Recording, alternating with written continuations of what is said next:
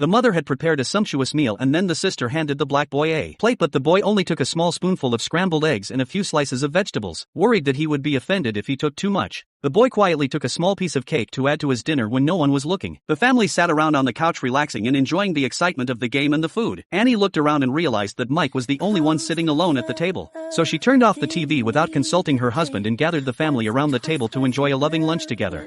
Just as Annie was about to get out of the car, Mike quickly unlocked the door, giving Annie a firm look that she should stay in the car while he went to get his clothes. But when he stepped into the rented house full of memories, he found that it had been repossessed by the landlord. Unable to contact his birth mother, Mike sat in a corner in despair, feeling loneliness and helplessness like never before. His tall frame made it hard to believe that he was just a 16-year-old boy. Michael was abandoned at birth by his father and his mother was a complete drug addict. So the authorities took away her parental rights and placed all her children in foster care. But the fights in the foster home beat on Michael's broken heart. Her uncle is forced by family pressure to refer Mike to a high school sports coach, a decision that means Mike's life with her uncle is cut short. The coach wanted to decline this sudden request, but when he turned his head to look out the window, he noticed Mike's extraordinary performance and he immediately decided to keep this rare athletic talent. But the principal looked at Mike's resume and was surprised to find that his previous school records gave him a failing grade and even an intelligence level of only about 6 years old. The teachers at the school were skeptical, believing that the coach wanted to enroll Mike's ghetto. The coach's insistence eventually led to Mike's enrollment as he cautiously walked into the classroom, his tall frame seemed out of place and his worn sneakers made his classmates look at him with disdain while the knowledge in the textbook was clearly beyond his ability. When the class was dismissed,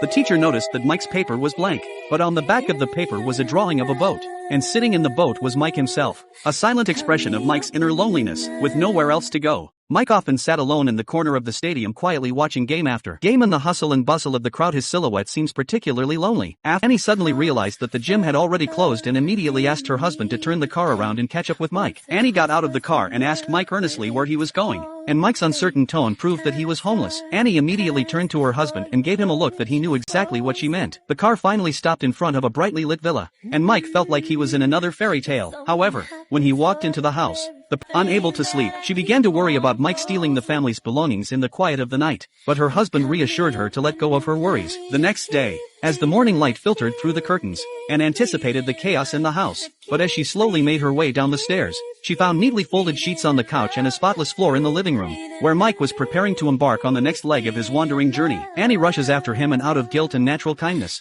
she warmly invites Mike to spend Thanksgiving with them. After the meal, Annie wanted to buy him some new clothes, but Mike said that he had all his clothes in his biological mother's rental house. But when they arrived at the rental house, they found that the landlord had already repossessed the house. Seeing that Mike returned empty-handed, Annie not only had to tell Sean to do his homework, she also had to make up the couch for Mike. She felt that it wasn't a good idea for Mike to sleep on the couch all the time, so she asked him seriously if he would like to stay. On Christmas Day, the family was happy to take a family photo, but when the photographer pressed the shutter and realized that Mike was sitting quietly on the stairs, and she did not hesitate to invite Mike to come and take the photo with her. Even the photographer was touched by this heartwarming scene. But when Annie handed out the cards to her friends, they were shocked that Annie had adopted a ghetto boy and teased her that she was doing it to build word of mouth for her restaurant chain. Random jokes are made about how they're trying to pin all sorts of accusations on Mike, and even though Annie keeps emphasizing that Mike's a good kid, it's clear that people aren't listening to her. Annie then gets angry and says that I don't need your approval to make a decision, but I want you to respect me and that you don't know, and was puzzled and asked Mike what he needed a license for. You don't have a car. Mike was a little embarrassed and said,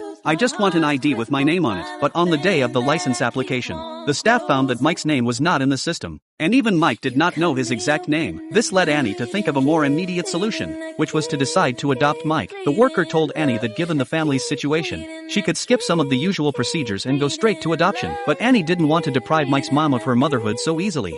She believed that every child has the right to know his or her roots, so she went through a lot of trouble to find Mike's birth mother. The next day she went through a lot of trouble to find Michael's birth mother. And tell her what she wanted. At the sound of her son's name, let Anne into her room, her defenses down. Looked depressed from a long period of decline, but she tried to dress appropriately for the occasion. Annie expressed her desire to formally adopt Michael, but told her that one day you might wake up and find Michael gone, because Michael had been placed in many foster homes as a young boy. These memories made her feel unworthy of being a mother, so when she learned that Annie's family had treated Michael as their own, she had no reason to deny him the chance to embrace a brighter world. At a specially called family meeting, Mr. and Mrs. and excitedly offered tomorrow. One day Mike was on his way back with Sean Jr. when a truck suddenly pulled out of an off-ramp in the middle of the road. When Anne arrived at the scene, she was met with a scene of devastation. But she was surprised to see that little Sean had only suffered a minor injury to the luckily the airbag had changed direction in a miraculous way to protect little Sean's life. When Annie went to comfort Mike, who was feeling sorry for himself, she overheard the bruises on Mike's arm and realized that Mike had reached out with his right hand to protect little Sean. The state's top-ranked protection test seemed to materialize at that moment, but it was on the rugby field that Mike's superior sense of protection became his weakness. Soon after Mike started practicing with the football team, the coach was excited to see what he could do with the player he'd recruited through so many obstacles. Mike's performance in training disappointed the coach. He knew nothing about the rules of rugby. He ran on the field according to his own ideas, and sometimes even got attracted to the balloons and forgot that he was training. To help Mike adapt to the game of rugby, young Sean cleverly used bottles and cans to simulate the running game. He not only taught Mike the theory, but also developed a summer training program to build his fitness and adapt to the intensity of the game. Mike sweated through the physical training and pushed himself through the technical drills.